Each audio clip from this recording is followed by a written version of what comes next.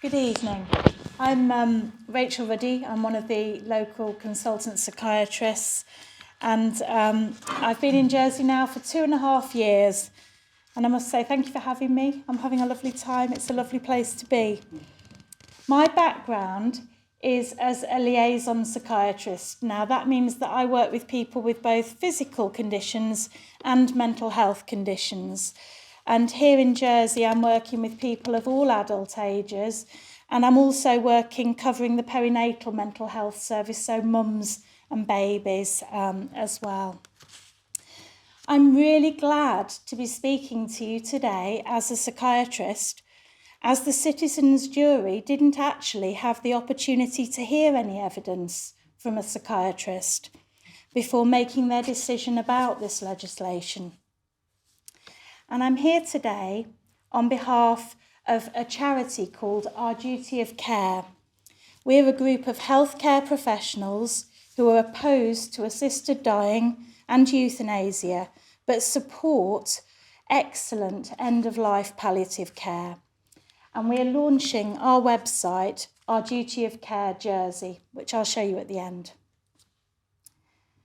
I want to begin by talking to you about the fact that because I'm a doctor, I'm bound by 4 key principles of medical ethics. These are autonomy, justice, beneficence, and non-maleficence. You've heard quite a bit about autonomy from Gordon, but what it really means is that people must be provided with all the facts to make a decision, and the decision must be their own, and it must be free from coercion.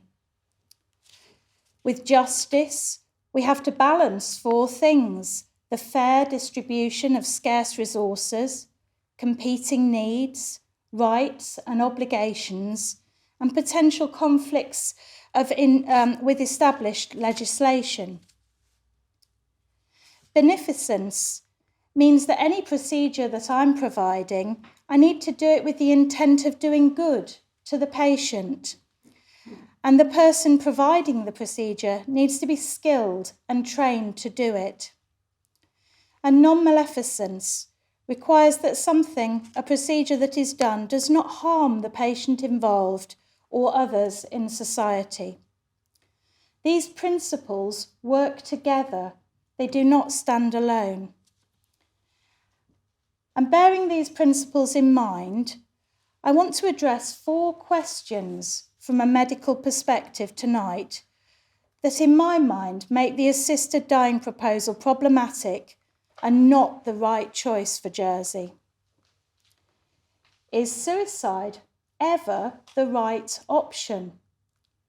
What is unbearable suffering? How easy is it actually to do a capacity assessment? And what could the effect be on our healthcare staff of asking them to offer and administer euthanasia? So being a psychiatrist, I'm going to address the issue of suicide first. And at the bottom of each slide in blue, you'll notice I'm summarising my concerns with each of these areas to help you follow my arguments. So as a psychiatrist, I spend every day of my working life helping people see that there is hope, that there is a point to life, that suicide is never the answer, that they might not feel this way tomorrow.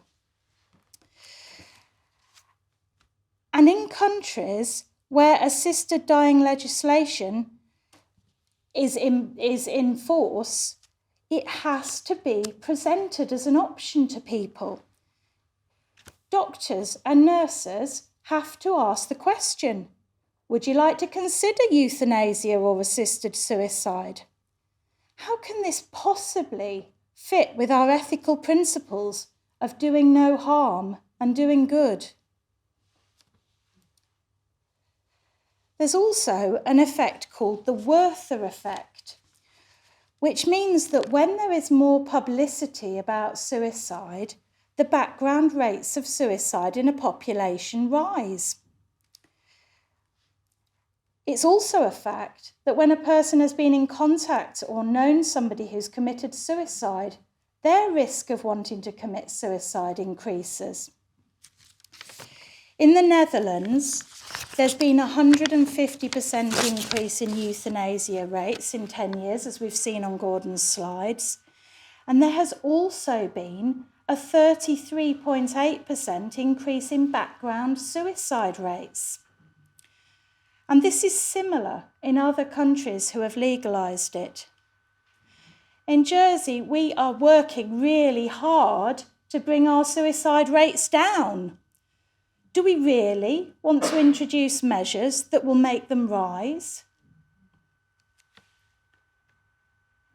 Next, I want to talk to you about unbearable suffering. This is being proposed as one of the factors that would make someone eligible to apply for patient-assisted suicide or euthanasia in Jersey. It is a completely useless phrase. There is no generally accepted definition in law. There's no generally accepted definition in research literature. The concept of unbearable suffering, when studied by researchers, was found to contain multiple things: physical, psychological, social, existential dimensions, and to entail many different motivations. It was basically impossible to measure. How can we, as doctors and nurses, because the proposal is also including nurses in this, be trained or skilled to make a decision in something so nebulous? This would set us at odds again with our ethical code, practicing something that we clearly cannot be trained in. Unbearable suffering is basically a subjective feeling. This cannot be the right grounds to base a law on. Research is suggesting that suffering is affected by many factors, and we've heard in Gordon's slides about this. I've just highlighted a few here: loss of personal meaning and value, and the environment in which the person is in. I could give a whole talk on these two factors alone. We do not have adequate care facilities in Jersey for people with end-of-life dementia and other conditions with behaviour that challenge us. We continually find that people are being sent into the general hospital because the care home doesn't want to cope with them anymore. This was their home. When your tenancy comes to an end on a rented flat, you're given a month's notice. These people are kicked out that day. Some care homes are boring, unstimulating places where people feel as though they are waiting to die. How many actually have activities, staff to spend time with people, staff who are adequately paid to spend time with people? Do we help our frail, elderly, ill residents to feel valued and part of society? Jersey, we could do so much better in this area. We have a real opportunity here on this island to make our institutions, our island culture, one that can bring joy to the last chapter of someone's life. And until we do, is it right to offer those suffering euthanasia? Control of symptoms is another factor which affects suffering, the level of suffering that people feel. And shockingly, as Gordon's emphasised, we are seeing a lack of development and financial support in palliative care and hospices in countries where assisted dying has been legalised. How can we practice the medical ethic of justice and autonomy, giving patients choice and access to treatment, if the only choice freely available is euthanasia and not high-quality palliative care?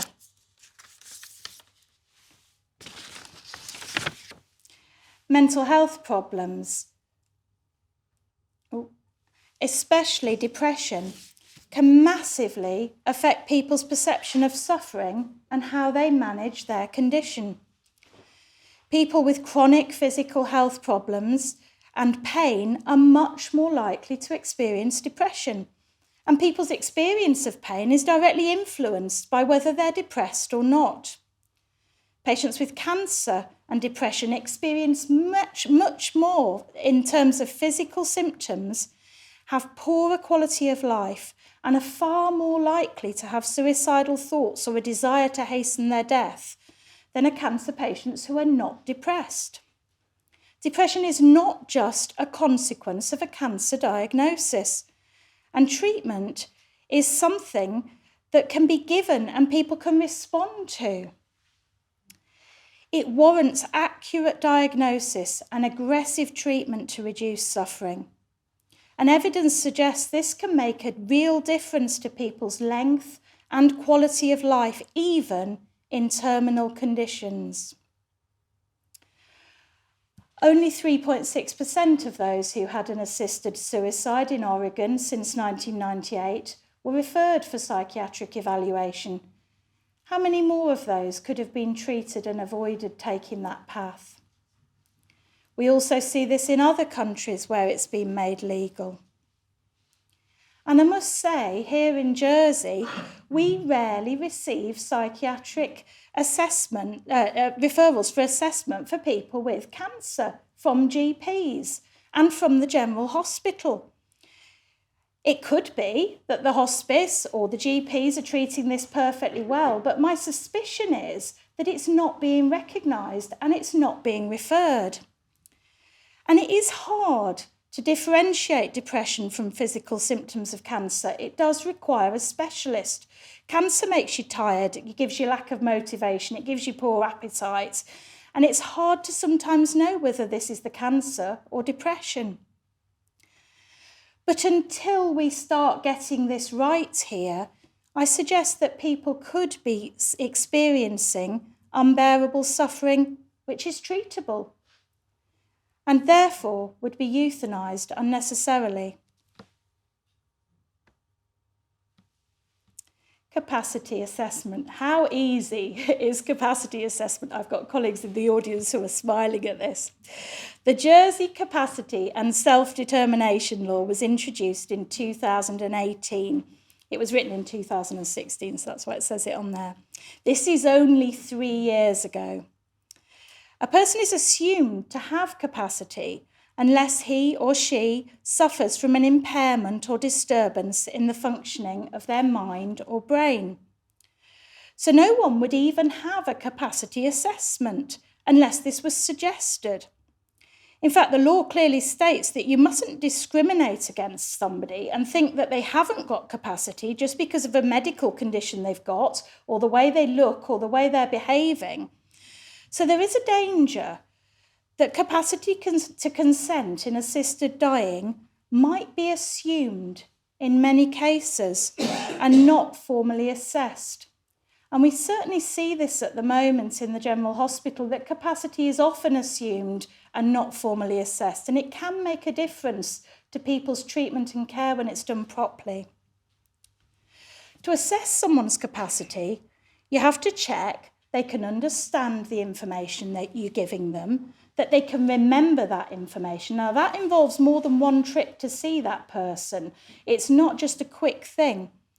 And that they can actually weigh up the pros and cons of making a decision about the issue.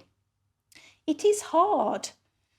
Basic components of decision-making capacity, we might think about knowledge, memory, attention, concentration. Is their executive function working? Can they plan? Can they weigh up the probabilities of things?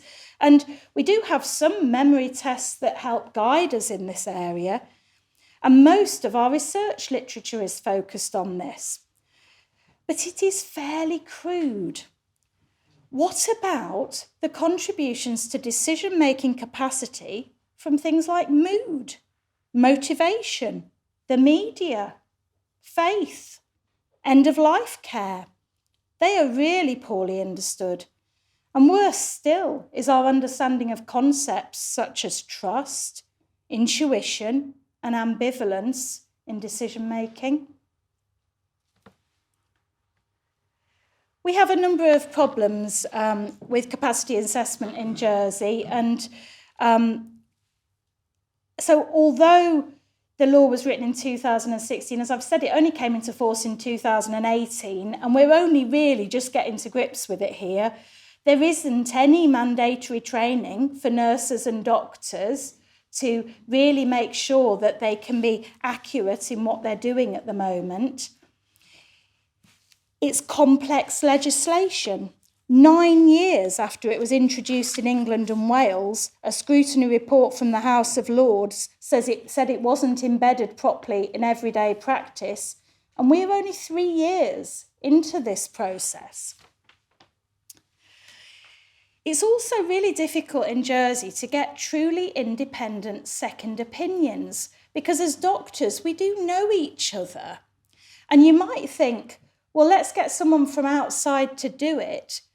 But what we found, looking at other jurisdictions where this has happened, like the Netherlands, when it has been outsourced to a private provider, the rates have massively increased because people are really only interested in the money for the assessment, not in terms of thinking about whether this person truly should be allowed access to the assisted dying.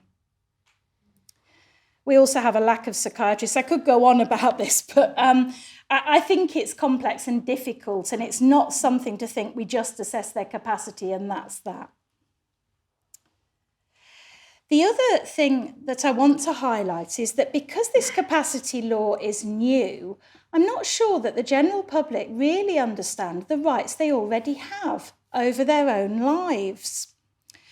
So the capacity law gives you an ability to, if you've got capacity, to decline treatment at any point. That can be at the beginning of treatment, it could be partway through treatment in discussion with your physicians, and that we as doctors have a duty of care to support you in that decision that you're making and to make your death as easy as possible for you, if that's what you decide. People can also write advance decisions to decline treatment if they lose capacity. And studies have shown that when older people have written advance directives, they've had significantly better management at the end of life, more aligned with their wishes than those who have not done this.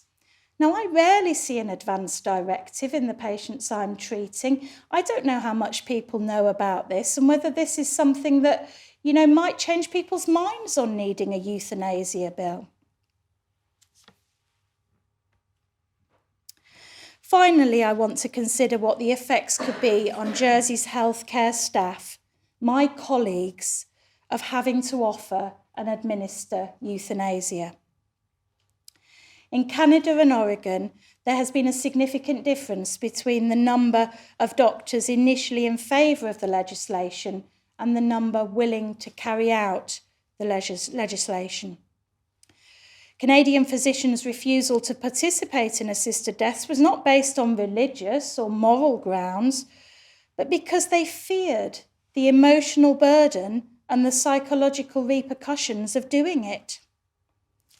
Participating in assisted deaths has had a psychological impact on up to half the doctors who've done it, and it can persist long term in up to a fifth.